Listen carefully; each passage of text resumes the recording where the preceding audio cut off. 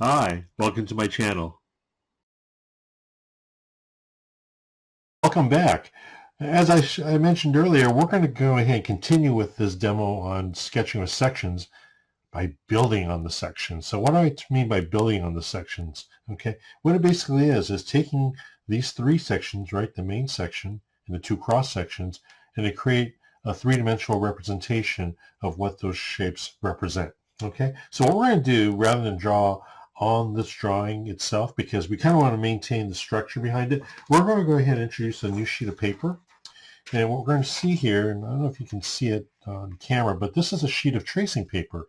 And what I've done is I've gone ahead and laid it right over the original section drawing. And what that does is it gives us a bit of translucency so that we can see through and make the structures or sections visible while we go back over and start to sculpt out our forms. Okay, so what I'm going to do here is I'm going to do this with my Sharpie Ultrafine point pen.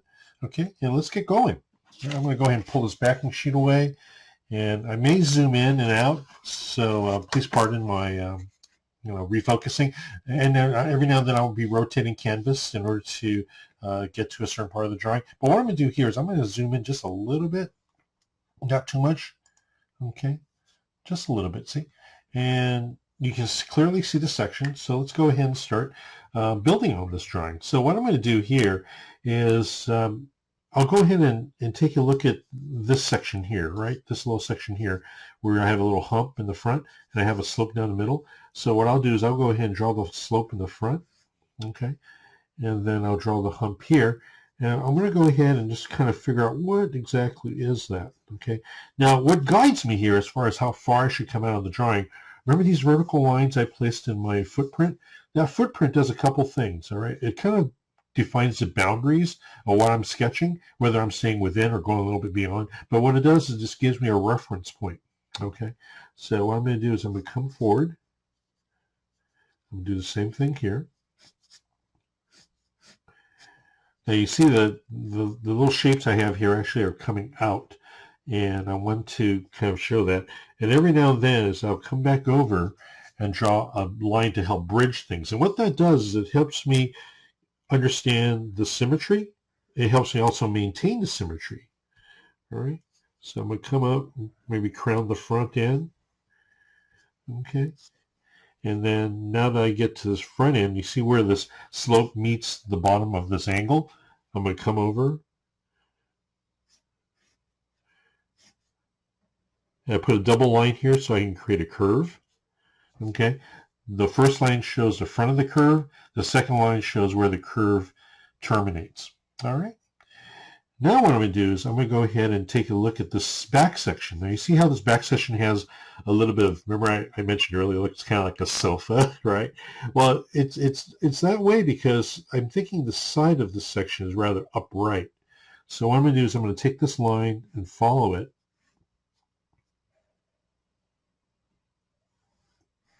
And kind of create a little curve here because you see I have a little downward sloping curve here. So that kind of tells you that, well, maybe I should kind of follow it to kind of maintain some consistency or continuity in the design.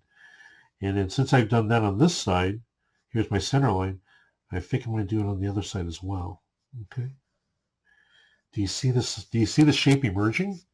You're starting to kind of see a little more definition here, right? Okay. So let's go ahead and maybe bend down the front a bit more. And before we go too far, let's go straight back. Okay. And let's take a look at some of these contours that we got going on here. Okay.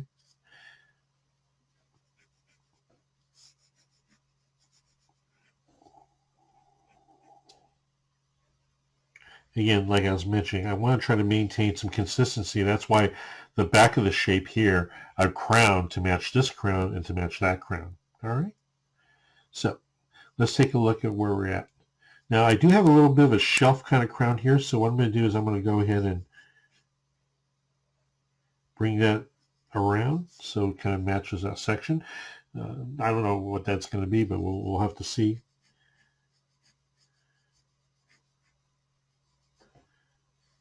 All right. So what we're going to do now is we're going to go ahead and maybe modify this a little bit more. So this shape actually now continues this form. You see how this comes out? Now I need to bulge the bottom out a little bit more. Okay.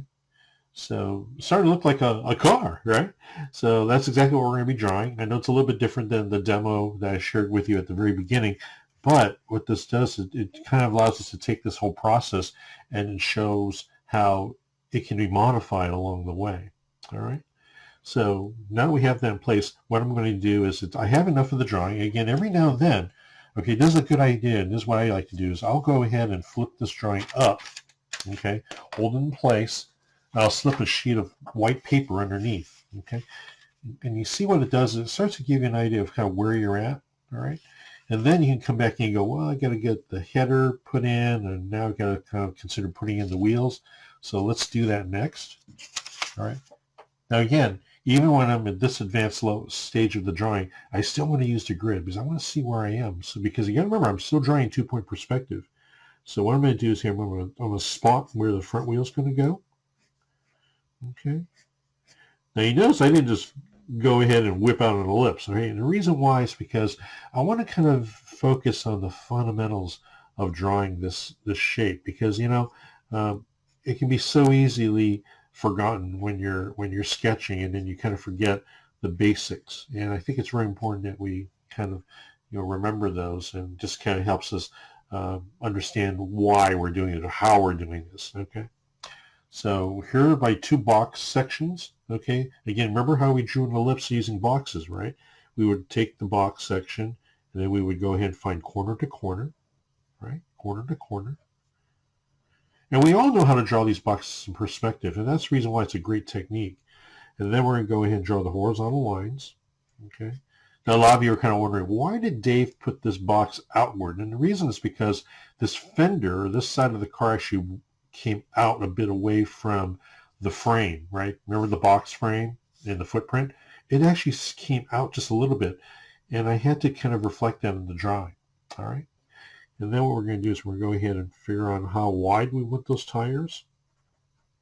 So I'll just go ahead and draw like a ghosted line going back to the vanishing point in that direction. All right. Now what I did is I went corner to corner, top and bottom on both of them. Oop, let's go on that to be consistent.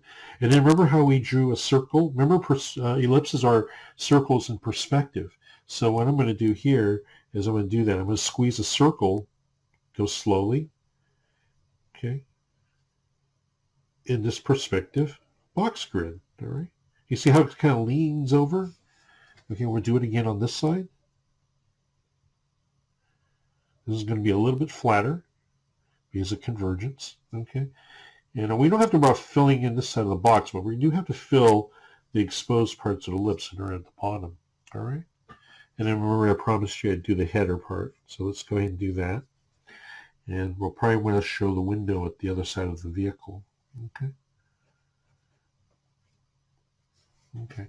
And remember it had a little rear wing, so we're going to go ahead and spot where the wing's going to be by just putting a little bit of a support. And again, this is going back to the horizon, towards the vanishing point. Okay.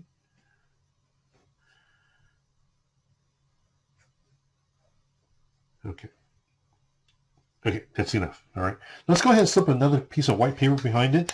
And I want to kind of end this video here because I think this is a good stopping point.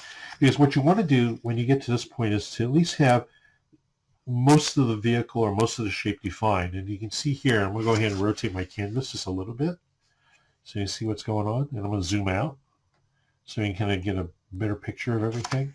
All right. Is that a lot better kind of from where we were? We were at the very beginning more of a skeletal drawing, but here now it's starting to flush out, starting to look a little more three-dimensional. And what I'm going to do here is I'm going to probably use another sheet of tracing paper to flush out all the details. But I think for these 2 basic videos, it's enough to kind of get you started as far as creating that unique shape, creating that that form using a main section and 2 cross sections. Okay. So I may follow up with this video, I may not, but if I do follow up with a 3rd video, it'll probably be one last final overlay on this drawing and it's going to maybe show some details with the wheels. It'll show some cut lines with the doors, maybe more detail in the front end. I may change the front end a little bit. I may pop up a sunroof. I'll just have a little more fun. And the reason why I can is because I've got the basic perspective done, and it's really the way to draw. Okay? So, hey, thanks for watching.